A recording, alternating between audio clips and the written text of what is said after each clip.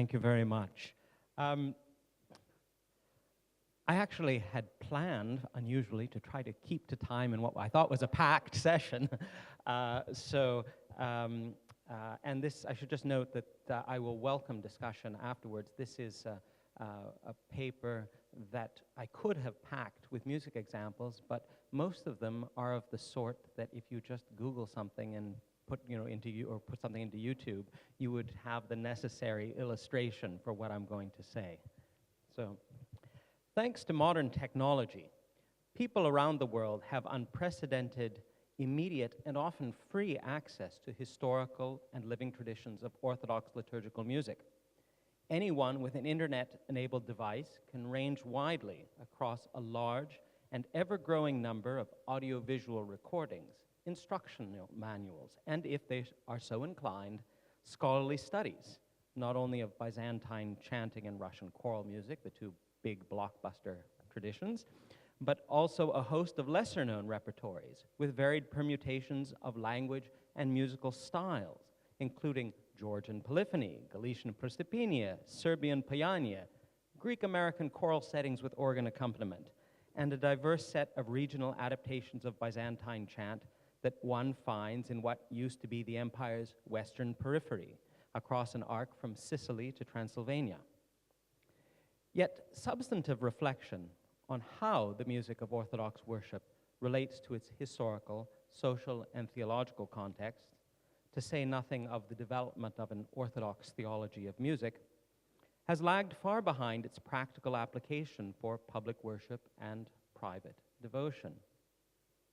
In those parts of the academic sphere where Orthodox musical traditions are even noticed, which, as I pointed out in a recent study, are few in number west of Belgrade, they have until recently been approached as primarily musical phenomena, with the aid of relatively conservative approaches drawn from the fields of historical musicology, ethnomusicology, and music theory. My main purpose this afternoon is to consider some opportunities and problems that arise when the study of Orthodox liturgical music attempts to move beyond practical instruction or technical explication. Underlying my discussion is a recognition that historically music has been the primary means for the audible expression of text in liturgical assemblies, and that, as such, it is experienced in worship as an integrated element of the Church's lex orandi. Until the advent of modern sound reproduction, with its possibilities for conveying song across long distances, for the vast majority of worshipers who never strayed far from their home region, the identification of Orthodox liturgy with their own regional linguistic and musical norms would have been complete. Bearing in mind the theme of this inaugural IOTA conference on pan-Orthodox unity and conciliarity, I will touch only briefly on the implications of recognizing the use of music as a shaping force in the design of late antique and medieval Byzantine liturgy, a matter I have dealt with elsewhere at some length. Instead, I would like to offer some observations about how contemporary practices of Orthodox liturgical music and their supporting historical narratives today, especially in the absence of a developed Orthodox theology of music that transcends ethnic particularity, serve both to unite and divide us as a church. Before moving on to my main theme, however, it would be useful for me to offer a brief introduction to the more traditional forms of musical inquiry into Orthodox liturgical music. That, as is the case with philology and history for biblical studies and patristics, provide the necessary foundation for more synthetic forms of scholarship.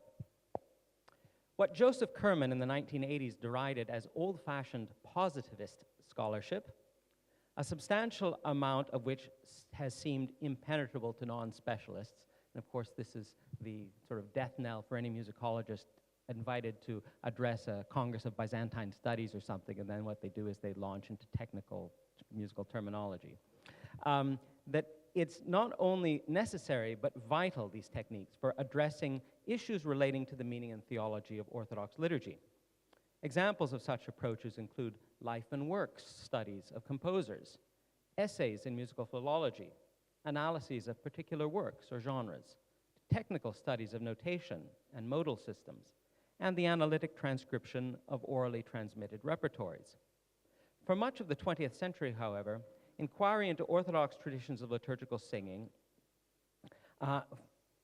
in these particular ways has lagged far behind that for Western and Central European sacred music. As a relatively late entrant into the academy, the growth of Musikwissenschaft as a scholarly field was stimulated in part by 19th century efforts to recover liturgical traditions of Western Christendom, whether Roman Catholic, notably the Sicilian movement's promotion of the Italian Renaissance and its polyphony as typified in the works of Palestrina, or the restoration of Gregorian chant that formed an integral part of the early liturgical movement as spearheaded by the French Abbey of Salem, or Protestant, led in the Lutheran world by the revival of the music of a formerly obscure cantor of Leipzig named Johann Sebastian Bach,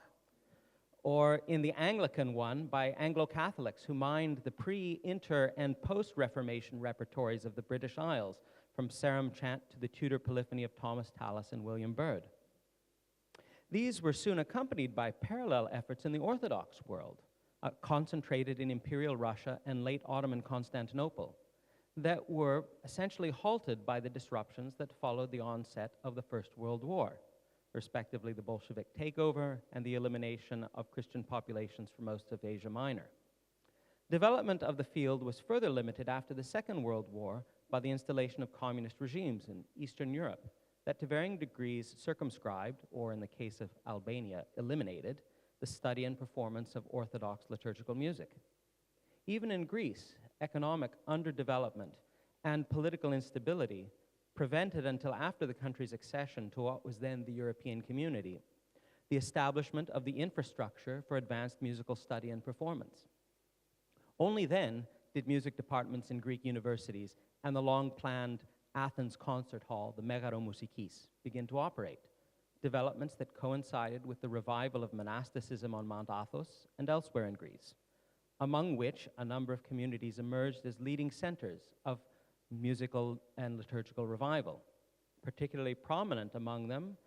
were the Athonite monasteries of Simonos Petras, which for many years worked closely with the Thessalonian liturgiologist Ioannis Foundoulis of blessed memory, and Vatopedi, which proceeded from CDs and performing editions of works from the community's illustrious line of scribes and composers to an ambitious publications program incorporating chant books for practical use, critical editions of treatises of music theory, and a variety of audiovisual resources offered through its Pempousia website. A decade after Greece joined what is now the European Union, the collapse of communism removed strictures on the study and performance of Orthodox liturgical music across Eastern Europe. Since then, both practical and scholarly activity have flourished, with varying degrees of difficulty and success, resuming interrupted courses and charting new ones, aided by the flow across national borders of musical information, thanks to the internet, and people for the purposes of economic migration, pilgrimage, leisure, and even scholarly exchange. With regard to the latter, one can now travel across a geographic arc of frequently scheduled events on Orthodox liturgy and its music, with a scholarly component these events stretch geographically from the University of Eastern Finland in Joensuu, which is the home of the International Society for Orthodox Church Music, and its founding president is in the room, to St. Petersburg, Moscow, Prague, the Philokalia Festival, Vienna, where there's a chant conference, Iași, where there's a festival of Byzantine music here, held every year, of which I'm a member of the scientific committee, Thessaloniki, Volos, Athens, as well as further afield, Cyprus, Lebanon, and Georgia. These festivals and conferences serve as places for intellectual and musical exchange among specialists, a substantial number of whom are busy producing scholarly editions, monographs, and recordings. It is thanks, for example, to the Institute of Byzantine Musicology, established by the Holy Synod of the Church of Greece and directed and founded by Professor Grigorios Stathis, that we now finally have reliable surveys of key Byzantine and post-Byzantine chant genres and of significant collections of musical manuscripts, notably including those of the monastic libraries of Mount Sinai and Mount Athos. Again, we just didn't even have basic control of so many of the sources to know what was there historically. In short, although much work remains to be done. It is now that the resources for the historical study of many traditions of Orthodox liturgical singing have reached a stage of development that colleagues working on the sacred musical traditions of the West have long been able to enjoy. So, pairing the advances in the study of historical repertories of Orthodox liturgical singing that I have just described with equally substantial gains achieved through other approaches to the history of Orthodox liturgy now enables the pursuit of hybrid approaches that some scholars have labeled liturgical musicology. At one level, research on liturgical manuscripts, musical notations, and the physical context for worship, including architecture and iconography, have in recent years enabled the reconstruction of early liturgical forms up to including complete services for the divine office of the Justinianic Cathedral of Hagia Sophia of Constantinople, in some cases with their original musical settings. Practical outlets for such work in the Greek-speaking world have included the official restoration of decayed forms of psalmody, such as the Alleluiarion by the Church of Greece, the occasional use of obsolete services edited by Fundulis in the chapel of the University of Thessaloniki, with newly composed music by Andonios Aligizakis, and in the Cathedral of Athens, with music by Grigorios Stathis, as well as by the performance, mainly in concert and recording, of extended sequences of text and music from medieval Byzantine services by ensembles including the Greek Byzantine Choir, the Romaico Ensemble, Agiopolitis, and my own ensemble of Capella Romana. As far as I know, the only occasion on which complete medieval service was celebrated with its original music was the Constantinopolitan Cathedral Rite Vespers, celebrated in 2001 by Metropolitan Kallistos of Dioclea in the chapel of St. Peter's College, Oxford, during which the Greek Byzantine choir led by Lykurgos Angelopoulos and the local college choir employed an edition produced by me, Ioannis Arvanitis, and Father Ephraim Lash of blessed memory. Parallel developments in Slavic Orthodoxy have included the use of medieval services in the chapel of the University of Belgrade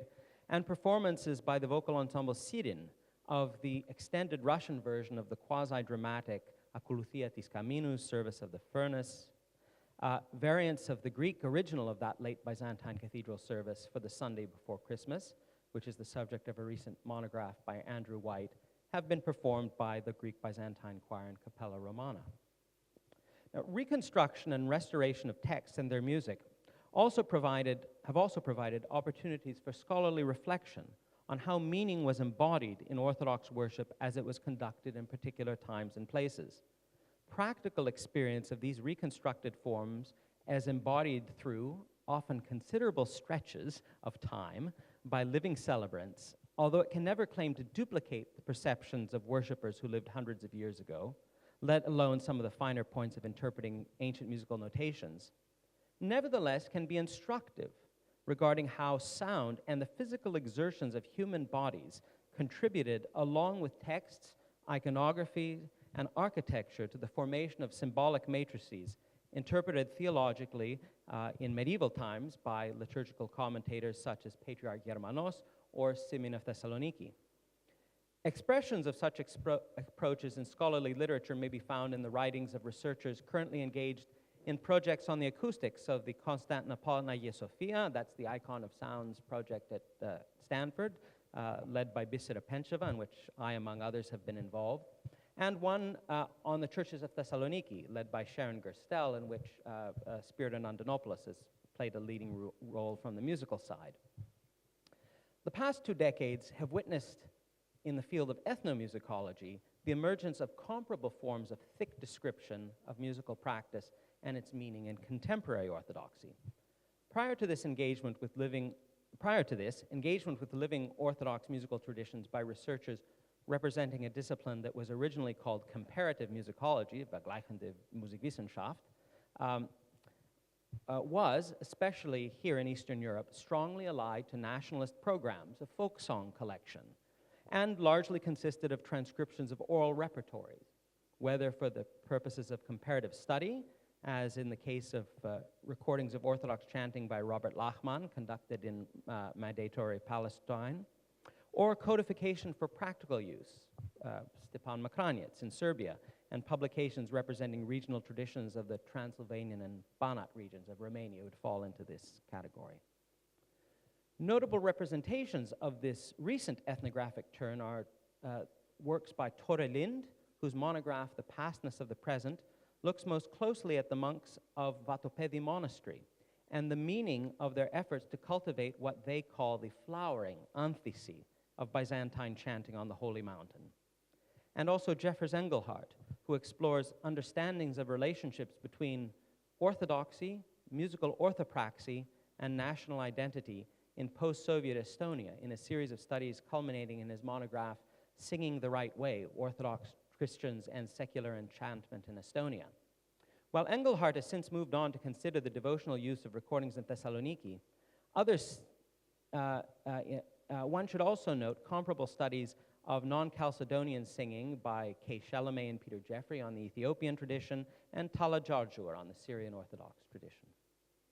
As informative and even inspiring as the efforts to draw conclusions about the content, structural principles, and theologies of sung Orthodox worship may be, it is important to recognize that their success depends on the limitation of their scope to specific historical and geographic settings, whether ancient or modern. Any attempt to move beyond such well-defined contexts in order to come to substantive conclusions about Orthodox liturgical singing in general would immediately have to confront the fact that since the consolidation of the Byzantine Rite to something near its received form in the 15th century, and the subsequent disappearance of the last major vestiges of liturgical diversity in Chalcedonian orthodoxy with the extinction of the Constantinopolitan Divine Office, music, even more than language, has become the primary way in which Orthodox worship has been adapted to its cultural environment. By the late 19th century, the number of distinct musical repertories employed in the traditional homelands of the Byzantine Rite significantly outnumbered the number of liturgical languages in use. The geographic spread of orthodoxy to the Western Hemisphere and sub-Saharan Africa, as well as the increased use of vernacular languages in Eastern Europe, have shifted the balance somewhat, but at the same time have introduced further musical variants, as Byzantine chant, prostopienia, Georgian polyphony, Russian court chant, and a host of other repertories have moved across borders. At all events, it is also important to recognize that rubrical variations in practice between different Orthodox churches today are relatively minor and require far greater effort for the average worshiper to notice than walking into an Orthodox church with music in a style radically different from that to which one has been habituated. The effect of hearing such music is immediate, disorienting, and potentially very negative, as we know from travelers' accounts going back to the Ottoman period. It is also more visceral than rational, even for the few with sufficiently technical knowledge to analyze points of musical difference. Alongside the fact of musical diversity in modern Orthodox worship according to the Byzantine Rite, one also has to consider the absence of a developed Orthodox theology of music.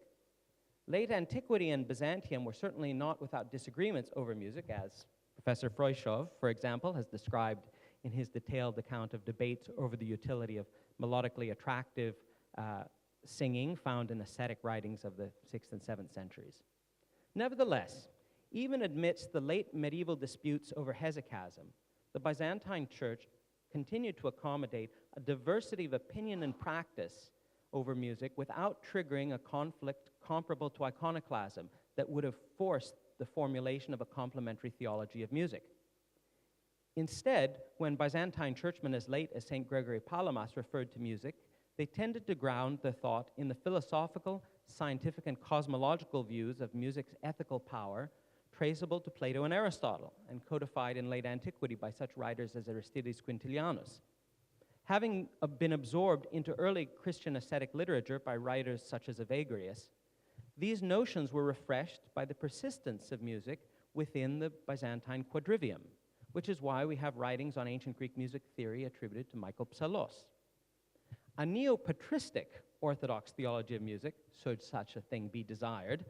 would thus not only require the recovery of this intellectual tradition, largely abandoned in the West by the advent of the Enlightenment, although resurfacing in modified form in the writings of Arthur Schopenhauer and Richard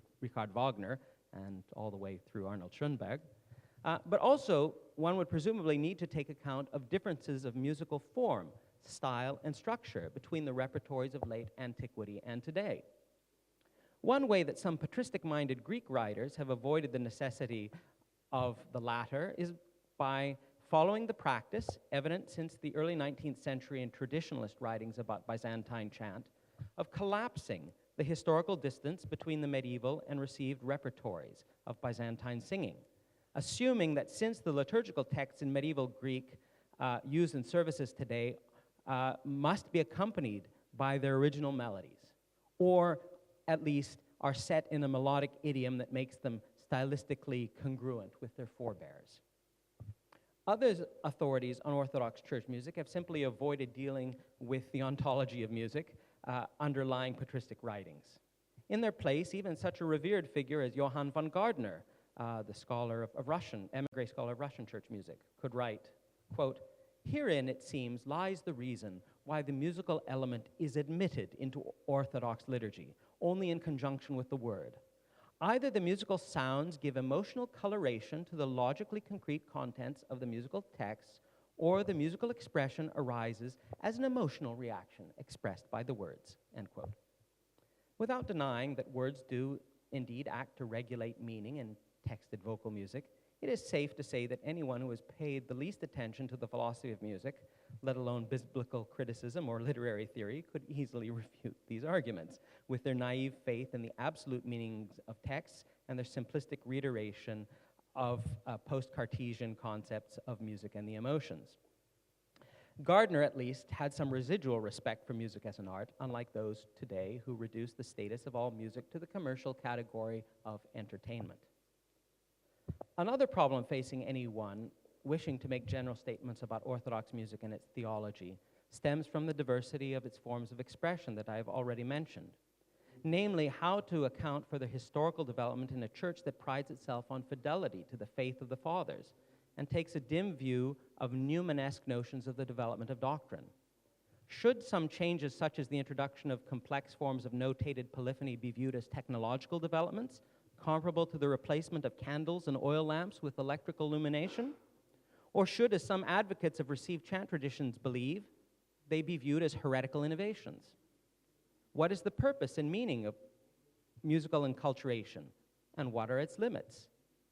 Our task, therefore, is to find fruitful ways of beginning to address the historical facts of change and enculturation in Orthodox liturgical singing without lapsing